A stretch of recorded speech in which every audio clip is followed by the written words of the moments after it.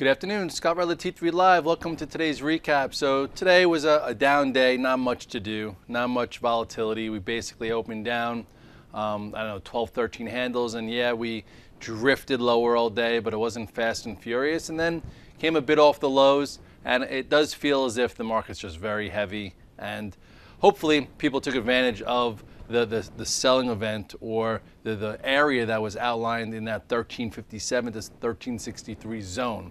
I know when you get there, it's always hard to do, but I think a lot of prudent guys in Twitter, on our virtual trade floor, everywhere was like, this is a spot to sell just to even see, what type of move comes later. And if you look at the chart, it did make sense. This was, if you remember, the head and shoulders top pattern in a macro sense of like left shoulder, head, right shoulder. Here is where we broke that 1360, gave a pretty measured move down to the lows. And then this was a nice methodical move right back to retest it. So selling some into this area, even if it went higher, made sense. But lo and behold, Thursday came around between more news out of Europe with Spain's banks and the Italy rumblings and whatever. You just pick an excuse. You had a big potent wide range bar. Friday, very feeble rally, so nothing to get excited about. And then we opened below this recent two-day pivot and had a pretty, I would say, not a potent down day, but strong enough that it makes anyone really not want to be so bullish here. We did hold the level that held, as remember we built this right shoulder before the breakout above this 1330, which with 1325, which had us pause here. So this we might pause here. Hopefully we could trade against the low of 1309 in the next session or so, and then figure it out. All in all, though, things seem heavy, and guys that are trying to keep a light are doing a bit better. If you got short up here and you held it, congratulations. I would say covering into this area would probably be smart in the first attempt as we do get here, not pressing.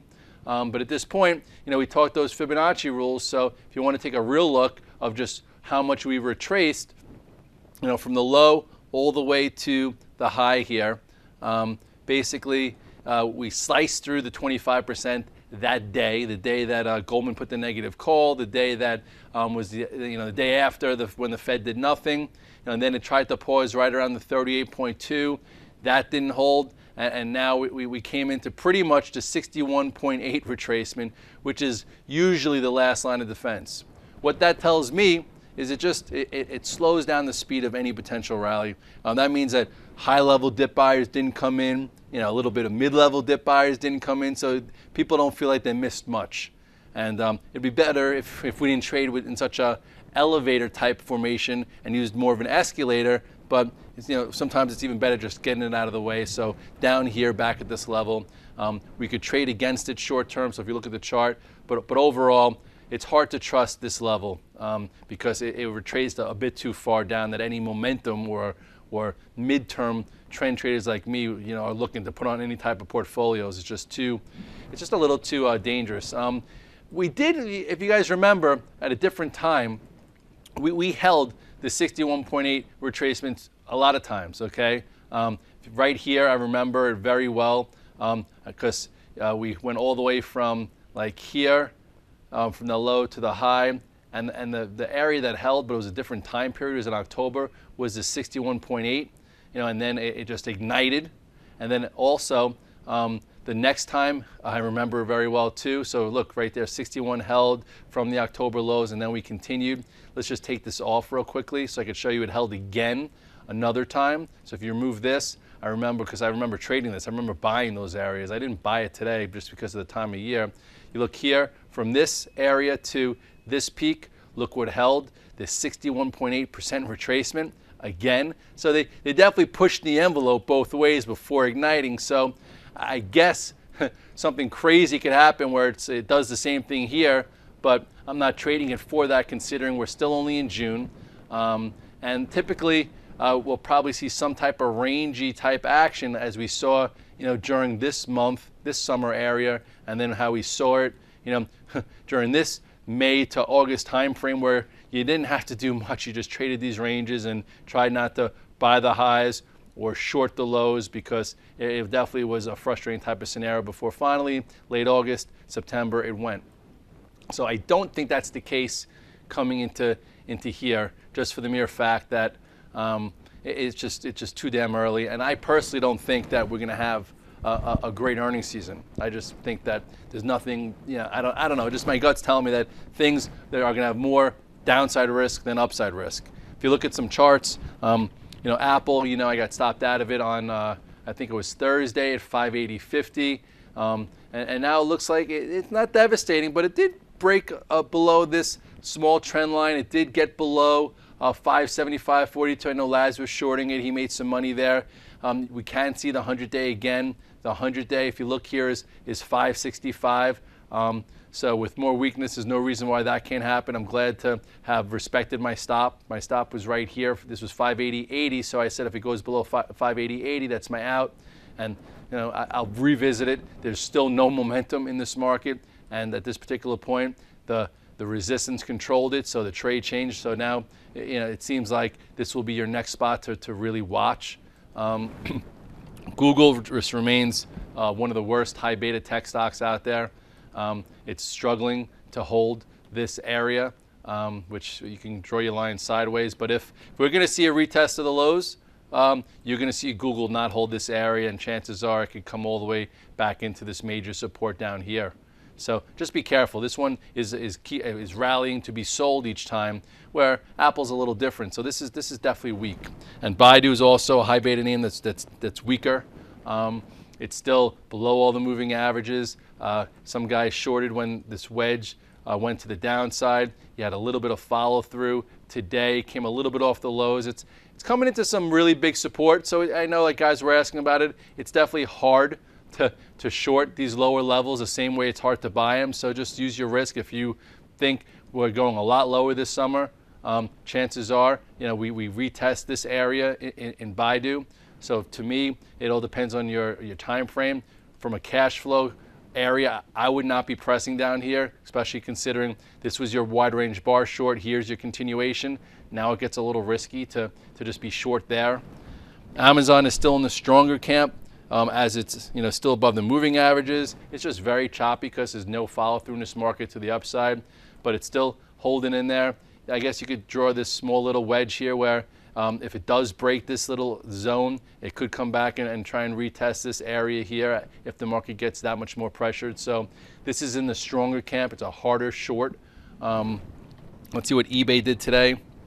eBay's still hanging around. It's still trying to hold. The last time it broke out right around here, we had a nice little 2-day move, and now it's trying to buck the trend. It's not easy with the pressure that we've seen in the market. So still in there, creating a new little descending channel. If we are to get strong again or have bounce, this is definitely in the game for that. Really, it's the weaker stocks that have been highlighted numerous times off the charts. They're the ones who sell off the quickest, like in the OAHs, because oil's been so weak. You look at Schlumberger. Look how quickly that came off. Just showing you that how some things are rallied to be sold, and you have to be very careful, and some things aren't. And this one rallied back up. It's below all the moving averages, and then as soon as the market turned tail, people just exited this. And now it's after 1, 2, 3, 4, 5 days. Hard to be short, hard to be long, but it's a weak, crappy stock, to be honest. Caterpillar, also just ever since it broke down through this key support and lost a 200-day, it's just been a rally to be sold. High, lower high, lower high, lower high. Every time everyone gets excited about Caterpillar, it just keeps going lower, and it's tough because a lot of guys own it, but you have to respect the action. And look at this, this downtrend too. It just never was able to get back above it. High, lower high, lower high. Then it accelerated. So all in all, it gave you some signals. Let's see what McDonald's is doing. McDonald's, not much. Funny thing is, this was the day that I think Goldman downgraded it, and then you had a nice move back up, and now it's just trickling lower. Still on the weaker side, but needs some time here. What does Halliburton look like? Just to go back to that same thing. Wow, look at that. Just in a horrible, horrible trend.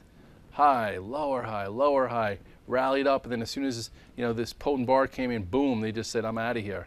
And if you go to the macro chart of the OAHs, it's really look at that.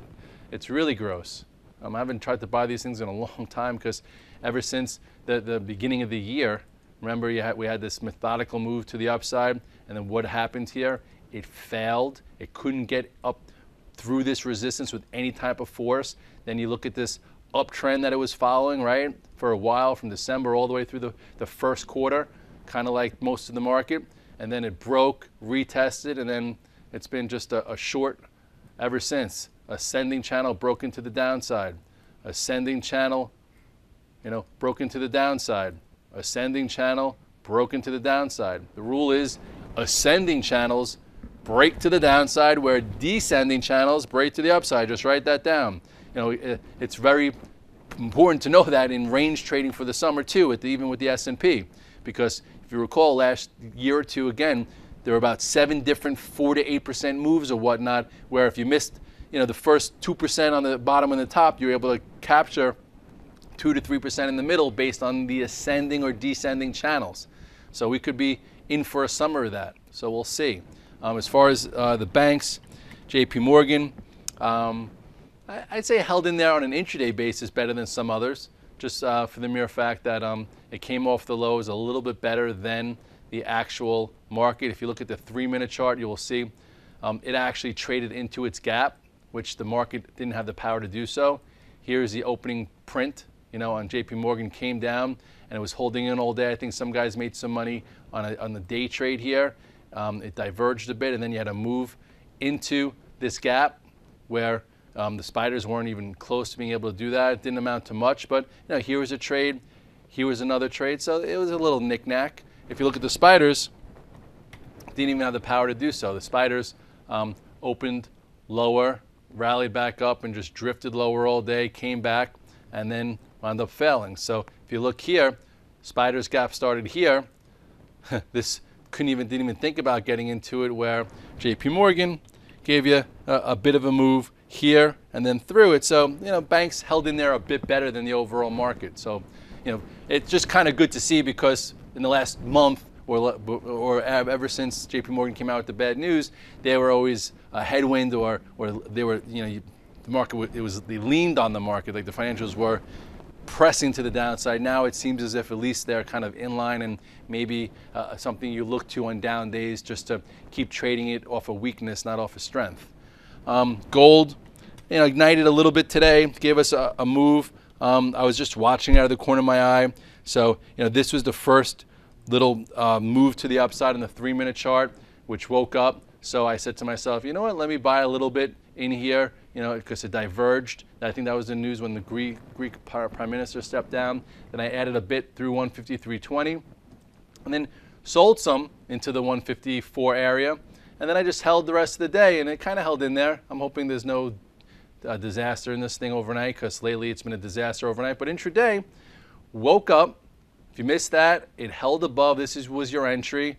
And then it paused one more time, and then gave you another move. And then actually had a controlled pull-in that led to one more cash flow trade towards the highs. And then for the rest of the day, it just did nothing. So intraday, it traded decent for cash flow. And if you look at the daily, not much to say about it, except for it made a small red dog reversal here on Friday, okay, where it made a new low, came back above it. So it gave you a little follow through. Let's see, what it does, if it could take back this area in the next day or so or not. It's still holding above the major, did I say major? Yes, major macro support. And it's still below the major, not as major as this, but still below this intermediate trend. So it really has to get above this to get back in motion. And if you're holding it with the thesis that it has to go higher, if it breaks this 148.50, you better run for the hills. So with that said, just feel like it's just a very lethargic, not exciting tape. You had your move from 1266 back to 1360. So you had more than enough time, if you were shaking in your boots, caught in stocks, to get a little bit more flexible, get a little bit more, I would say, maneuver your portfolio back to some cash, get hedged again for what has now been a move lower. You even had time to get short if you're just trading tactically. And now it'll be a question whether this is a normal summer range where you could buy in the low end for it to maneuver, or things get a little drastic and problems escalate in Europe, which they definitely can happen, and we break the 1266 and see lower prices. So at this point, we're holding that last line of defense, a 61.8 retracement. I showed you how it held a few times in a different calendar month. So we'll see what happens and we'll trade accordingly. Scott Redler, T3 Live, the recap. See you at the morning call tomorrow with Brittany. Have a good night.